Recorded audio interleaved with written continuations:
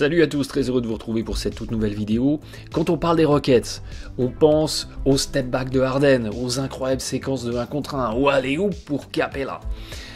Mais derrière le succès de Houston, derrière la partie immergée de cet iceberg dont on ne voit que les highlights, eh bien, derrière le succès de cette équipe de Houston, il y a toute une structure défensive.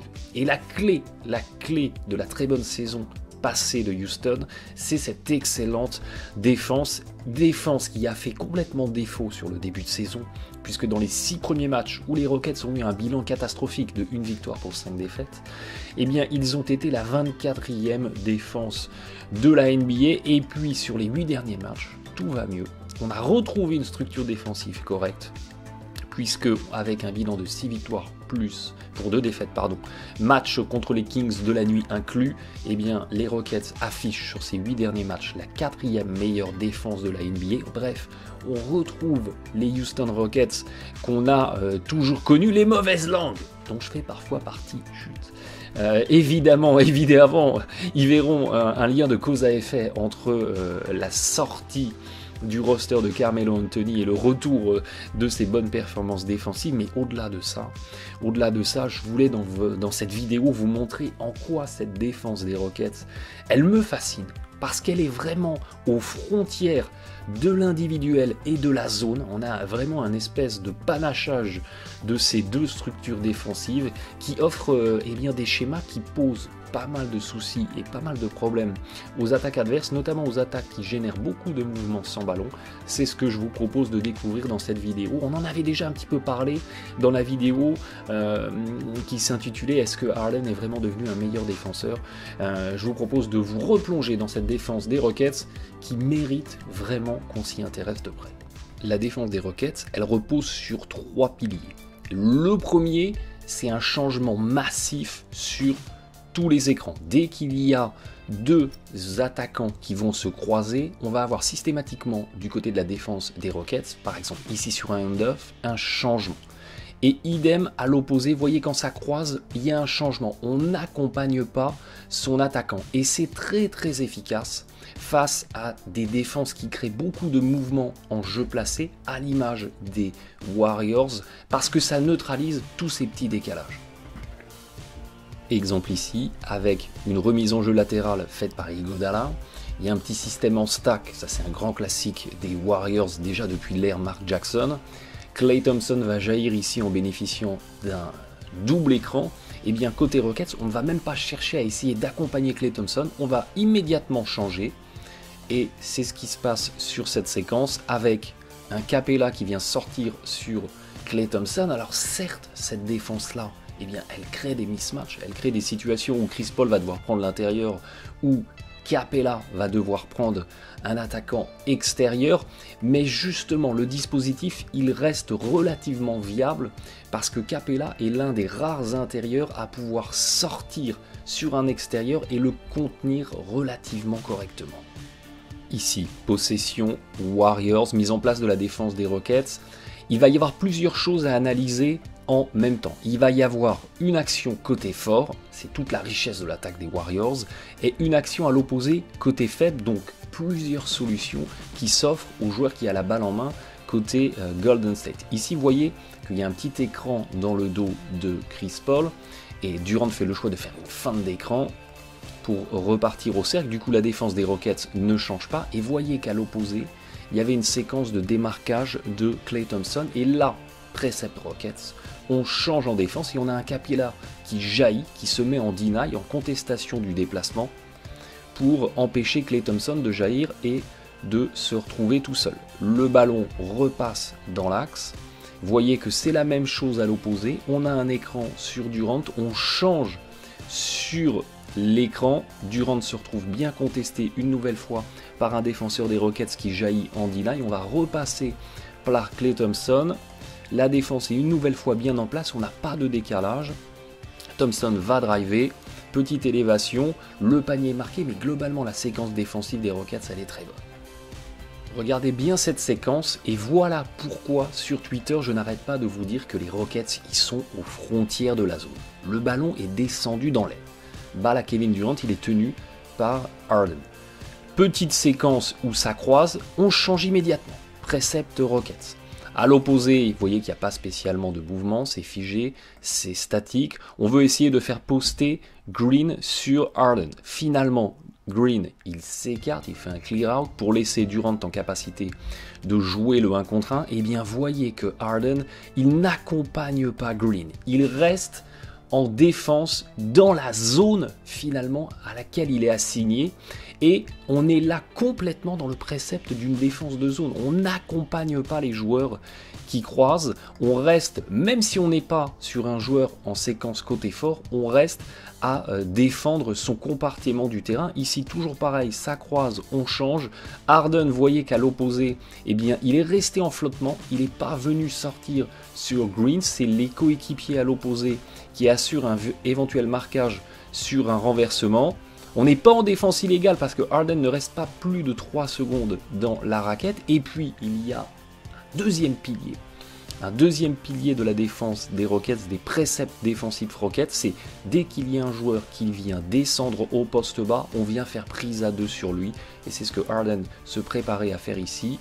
Et même si ça cafouille un petit peu en rebond, une nouvelle fois, très bonne séquence défensive des Rockets. Avec renversement, on accompagne toujours évidemment en suivant le ballon. Mauvaise contestation de Chris Paul ici, il n'a pas les mains levées, mais globalement, la séquence une nouvelle fois, au global, elle est très très bonne. Remise en jeu latérale pour les Warriors, vous voyez qu'ici ça croise immédiatement, on a Capela qui sort côté ballon, et idem ici, ça a bénéficié, Klay Thompson a bénéficié d'un écran de Green le long de la ligne de fond, et Klay Thompson jaillit, il y a tout de suite un changement, Tucker prend le relais, et voyez qu'il n'accompagne pas Klay Thompson jusqu'au bout. Il y a une pause d'écran, Klay Thompson serait en train ici de remonter pour jaillir à 3 points. Les Rockets neutralisent cette pause d'écran en changeant tout de suite. Et Klay Thompson, il y a un défenseur en deny sur lui, il ne peut pas bénéficier d'une sortie d'écran et d'un tir ouvert. Derrière, les Warriors tentent quelque chose à la base d'un drive. Ça finit finalement mal négocié et Harden... Ne venez pas me dire qu'il a progressé. Et Harden, mauvais décalage, il est en retard. Encore une remise en jeu ici latérale pour les Warriors. Et un petit peu le même précepte que tout à l'heure, vous allez voir. On va servir Durant au poste bas. Et on a 2 attaquants de Golden State qui viennent se présenter vers le côté faible pour poser un double écran.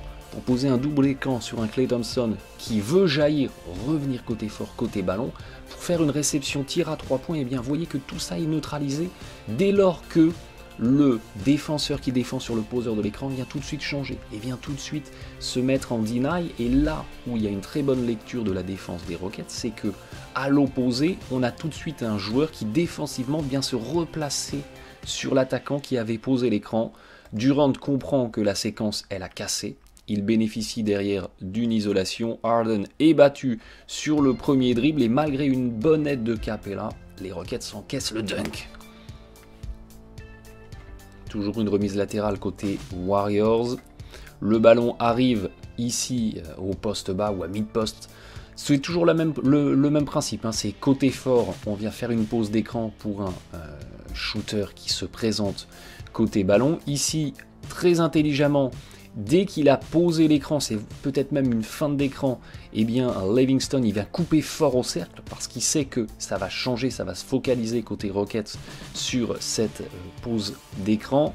Dans la foulée, il vient faire un petit pin-down, un petit écran descendant sur Chris Paul. Et là, vous voyez qu'il y a un petit problème de communication dans la défense des Rockets. Tucker ne change pas, il aurait dû ici effectivement se présenter et jaillir pour contenir la présentation au poste de Jerebko, et ça laisse un tir complètement ouvert, et tout de suite Chris Paul et Tucker comprennent qu'ils ont cafouillé sur la défense. Fondamentalement, vous avez compris le principe, on croise, on change, c'est ce qui se passe ici avec Capela qui se retrouve sur Klay Thompson, et je vous le disais, le dispositif il est globalement viable parce que Capela il a vraiment une belle mobilité et c'est un intérieur en capacité, s'il se retrouve sur un extérieur, de le contenir. End of, changement immédiat, petit écran haut, changement immédiat, vous voyez que Tucker il vient tout de suite bien se replacer, il est entre le ballon et son défenseur, derrière élévation de Durant, très beau panier, mais globalement une nouvelle fois la défense était bien en place. Montée de balle Warriors, dispositif Warriors, on veut essayer via des petits démarquages, des petites séquences rapides de décaler des tireurs, ici écran, vous voyez, en tout cas end-off, côté ballon, ça vient effectivement immédiatement changer. Vous voyez qu'à l'opposé, on a un Klay Thompson qui vient descendre vers le cercle, peut-être poser un écran descendant, on ne sait pas trop ce qu'il veut faire. McInnes, il n'accompagne pas. On retrouve ce précepte pratiquement de zone. On transfère l'attaquant d'un défenseur à l'autre, d'une zone à l'autre. Ici, Harden avait fait le choix de ne pas monter sur Green. Et il faut croire que c'est un choix tactique intéressant puisque Green a été incité à tirer à 3 points et que c'est manqué. Par contre, vous l'aurez compris, l'une des grosses failles de ce dispositif défensif, c'est qu'à changer dans tous les sens ou à défendre pratiquement en zone, eh bien, on ne se retrouve plus avec un assignement tactique défensif précis et ça laisse du coup beaucoup de rebonds offensifs à l'adversaire parce qu'on ne sait plus trop défensivement sur qui on doit venir faire un écran retard et les Rockets à ce titre laissent souvent beaucoup de rebonds offensifs à leurs adversaires directs. Nouvelle séquence de jeu placé des Warriors, vous voyez que tout de suite on tente via un petit démarquage, un petit écran le long de la ligne de fond de trouver Klay Thompson en sortie d'écran. Capella est immédiatement sorti, a immédiatement changé. Côté Warriors, très intelligemment, on tente tout de suite de retrouver le poseur de l'écran le temps que la défense des Rockets se remette en place sur le changement. Ici, McInnes est un petit peu hors de position. À l'opposé, Chris Paul vient tout de suite très bien aider et il y a un début d'aide de l'aide de Tucker qui commence à venir descendre pour pouvoir contester et Iguodala et Green qui est resté loin en flottement à 3 points. Très bonne intervention de Chris Paul qui vient tout de suite tenter d'arracher le ballon et une nouvelle fois la défense des Rockets, elle parvient bien à neutraliser l'attaque des Warriors. Montée de balle Warriors. Pause d'écran, évidemment ça va changer. À la mi-temps, nul doute que Coach Kerr a dû insister sur la nécessité, une fois qu'on a posé un écran, comme ici, en anticipation du changement des Rockets, de tout de suite ouvrir au cercle pour offrir une deuxième solution. C'est ce que les Warriors font très bien ici. Très belle passe pour le poseur de l'écran qui coupe au panier. Belle intervention de Tucker, mais il est un petit peu en retard et c'est panier plus la faute. Belle lecture des Warriors qui exploitent bien sur cette séquence une des manières de neutraliser cette défense très agressive. Ici, montée de balle des Kings, descente de Fox dans le poste de l'ailier. Vous voyez qu'à l'opposé, on retrouve un petit peu comme du côté des Warriors, côté des Kings, ces petites séquences avec des démarquages pour des joueurs sans ballon. Immédiatement, les Rockets se changent et voyez qu'on n'accompagne pas le joueur qui coupe. Ça, c'est encore un autre précepte de la zone. Ici, Hield a décidé de couper au panier. Capella ne l'a pas accompagné. Il l'a relaissé à Harden qui est venu le reprendre.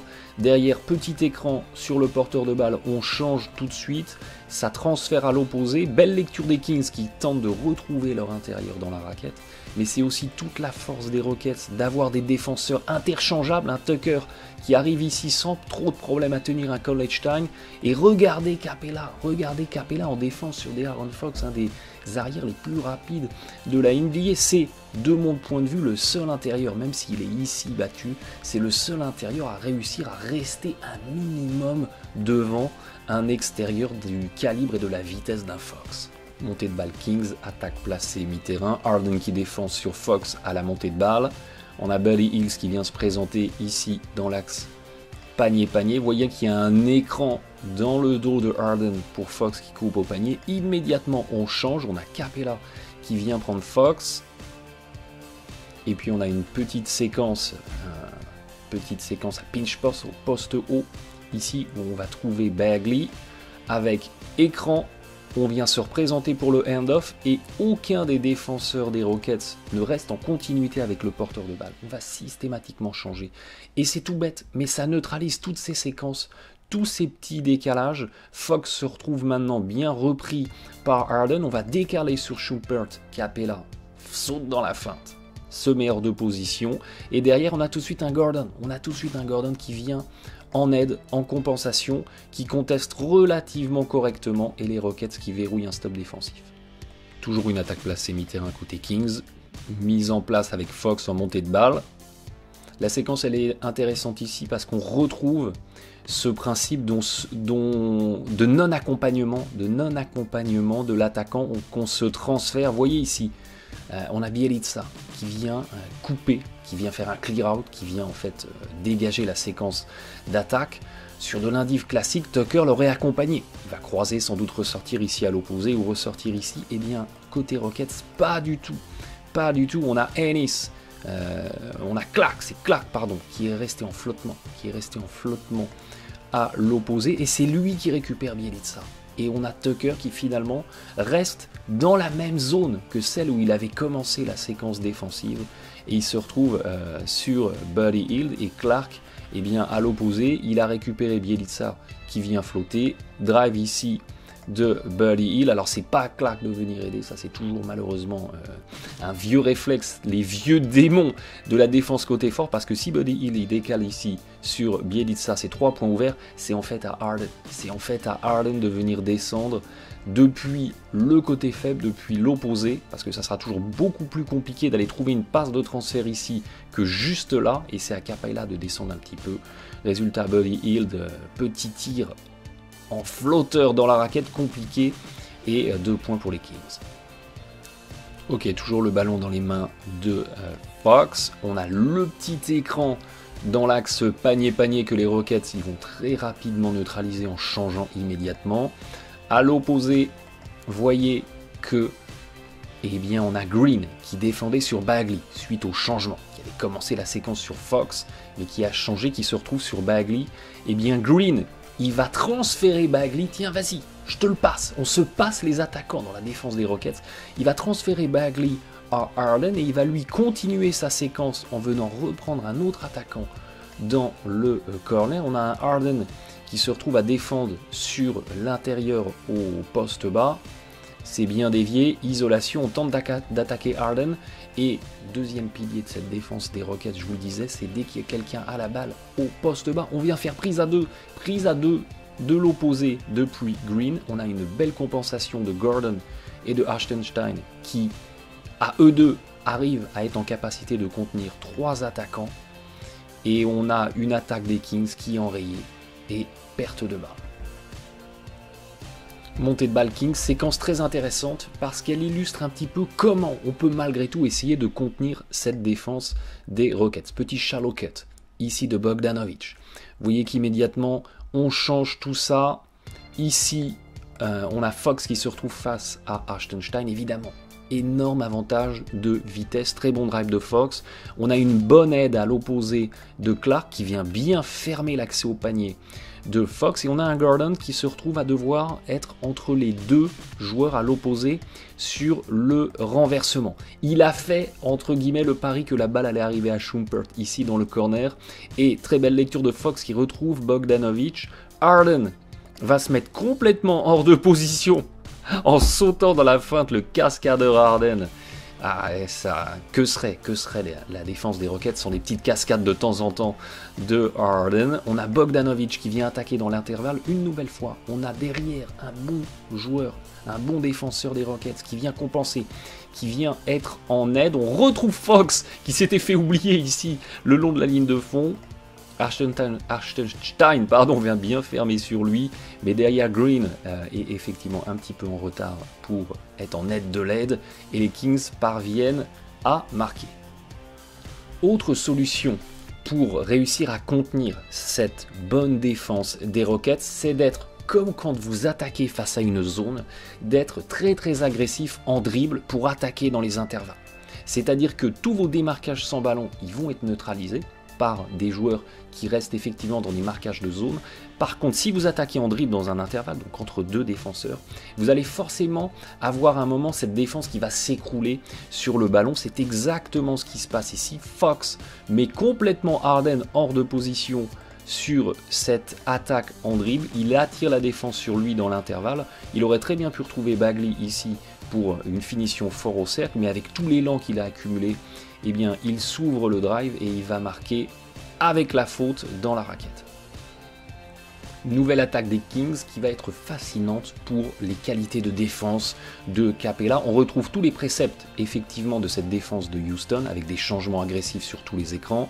C'est ce qui se passe ici. Petit hand-off avec Bagley. Immédiatement, on réfléchit pas côté Rockets. Immédiatement, on a un Capela qui va sortir sur le porteur de balle. À l'opposé, on a une petite séquence. Effectivement, on tentait quelque chose. Finalement, ça donne rien. On se retrouve avec un hand-off et on se retrouve avec un Capela qui se retrouve à défendre sur le porteur de balle. Et regardez cette défense. Quel est l'autre intérieur, quel est l'autre pivot dans la NBA qui peut réussir à tenir comme ça un extérieur? Les appuis sont bien en place, les mains ultra agressives, mais on est quand même battu et Capela est furieux, on est quand même battu sur le dribble, mais là clairement c'est une absence d'aide et en aucun cas la défense de Capela qui est incriminée. Nouvelle attaque placée mi-terrain des Kings.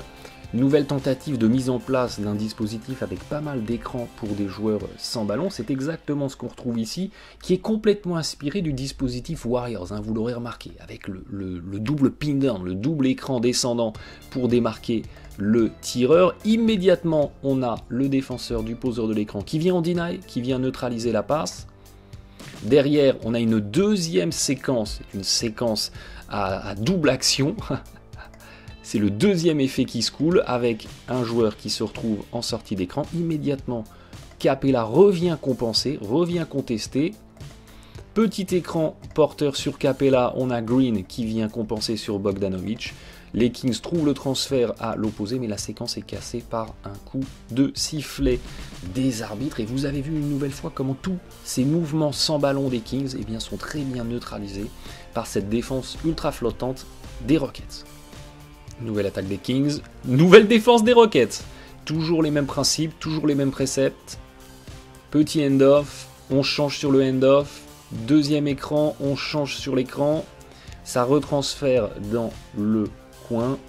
Ennis prend la relève. Il est battu sur le drive. Très bonne aide de Tucker. Paul en aide de l'aide est descendu. Il est en anticipation. Et les Rockets arrachent un stop défensif.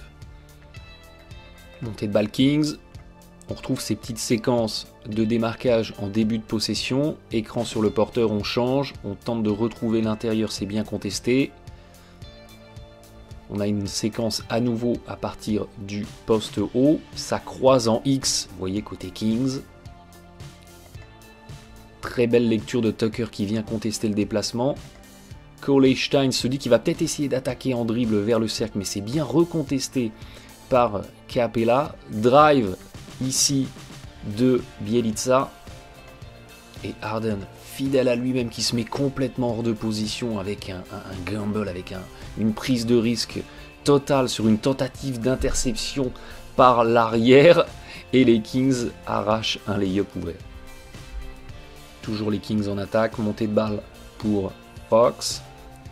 On retrouve une fois que Fox a fait sa passe le petit écran dans le dos de son défenseur, dans le dos de Harden. Immédiatement, on a un changement défensif. C'est Capela qui se retrouve à défendre sur Fox. Fox croise. Voyez que après une nouvelle passe vers Cauley-Stein, on a une séquence sur le côté gauche du terrain où entre Hield et Schumpert, on va croiser. Et comme toutes les fois précédentes, on a une transmission de l'attaquant entre les deux défenseurs des Rockets. Cauley-Stein ici est en train de comprendre qu'il n'y a pas de solution qui se crée et après un simple pose de dribble, départ croisé, il arrive à complètement effacer Harden et à s'offrir un accès vers le cercle. Donc on vient de le voir, la défense de Houston, elle a 3 piliers. Le premier pilier, on change sur tous les écrans, même les plus anodins. Le deuxième, on n'accompagne pas le joueur qui coupe vers le côté faible, on se le retransmet à un coéquipier. Et troisième pilier, eh bien, dès qu'il y a quelqu'un au poste bas qui essaye d'attaquer avec le ballon, à partir du poste bas dos au panier, on vient faire prise à deux. On vient doublé, et vous l'avez vu avec les extraits de match, ça neutralise plein de séquences avec des démarquages sans ballon. Parce que on a des défenseurs des Rockets qui restent en marquage dans une zone définie et non pas avec un vis-à-vis en le suivant, quel que soit l'endroit où il se trouve sur le terrain. Et comme ça, eh bien, on neutralise plein de petites séquences d'attaque. A contrario, eh bien, on l'a vu, cette défense elle a quelques faiblesses, notamment au rebond offensif. Les Rockets, c'est la 4e équipe de la NBA qui accorde le plus de rebonds offensifs à ses adversaires directs. Même problème que quand vous faites zone. Vous n'avez pas de joueur attribué spécifiquement en défense, donc vous n'avez pas un joueur référence sur lequel vous savez que vous devez aller pour faire un écran retard. Et du coup, c'est très compliqué de bloquer au rebond, et c'est comme ça que les Rockets, ils accordent plein de rebonds offensifs à leurs adversaires directs. Donc, les équipes qui affrontent Houston, soyez agressifs au rebond offensif. Et puis, à côté de ça, on l'a vu aussi, pour neutraliser cette défense, il convient, et comme quand vous attaquez une zone, d'aller attaquer en dribble dans les intervalles, entre deux défenseurs, pour bien, obliger la défense à vous effondrer sur vous, et ressortir éventuellement sur des tireurs. Et c'est en multipliant comme ça les séquences où on va attaquer dans les intervalles, qu'au final on va trouver un énorme décalage pour un joueur tout seul à 3 points, ou bien le petit renversement de passe qui permet de trouver le dunk en dessous. Et puis évidemment que l'intégralité du dispositif repose sur des défenseurs extraordinaires. On pense à Tucker, on pense évidemment à Capela, qui pour moi est la raison qui fait que cette défense des Rockets, elle est possible. Si vous interchangez Capela avec un DeMarcus Cousins ou avec un Joel Embiid, vous allez me dire, mais attendez, les Rockets, ils récupèrent un super pivot bien meilleur qu'un Capela. Eh bien, détrompez-vous, si vous substituez Capela avec un autre pivot qui a beaucoup moins de réactivité, de vitesse, de déplacements latéraux et beaucoup moins de QI basket défensif, cette défense des Rockets, elle s'écroule. Parce qu'on a vu plein de séquences où ça change et on a Capela qui se retrouve à prendre le meneur adverse et qui, parce qu'il est extrêmement mobile, parce qu'il a un QI basket développé, eh bien, il arrive à le contenir. Et c'est une des raisons qui explique que les Rockets, ils peuvent se permettre de changer sur tous les écrans, parce que quand vous laissez Capela, votre pivot, qui est un vrai pivot pour le coup, qui n'est pas un ailier fort décalé en pivot, qui est un vrai pivot, quand vous l'avez à prendre un arrière, un extérieur, un joueur beaucoup plus rapide que lui, eh bien, il ne vous pénalise pas. Ça ne crée pas vraiment un mismatch dans votre défense. Évidemment qu'il a besoin d'être aidé, mais pas plus qu'un Harden.